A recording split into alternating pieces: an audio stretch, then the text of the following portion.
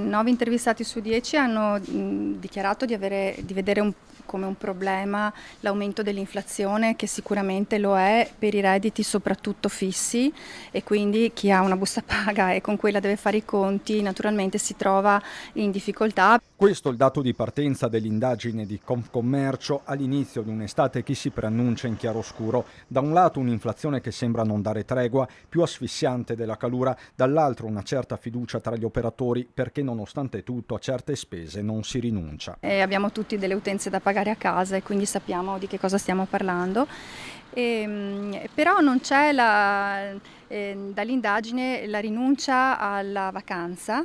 A concedersi qualche giorno di ferie sarà più di un trevigiano su due, oltre la metà spenderà come l'anno scorso, quasi il 30% addirittura di più, 870 euro la spesa media. Certo, dalle villeggiature di un tempo si è passati alle microvacanze, pochi giorni più volte all'anno. 8 trevigiani su 10 non intendono rinunciare al ristorante, il 74% a scarpe e vestiti, seguono cura della persona e libri. A sorpresa, soltanto 2 su 10 parlano di elettronica e smartphone. L'inversione di tendenza più evidente sta però nelle modalità dell'acquisto e stupisce gli stessi operatori. Il negozio fisico mantiene le sue posizioni, anzi rimane un punto di riferimento dopo appunto il Covid, in cui abbiamo dovuto acquistare online per anni.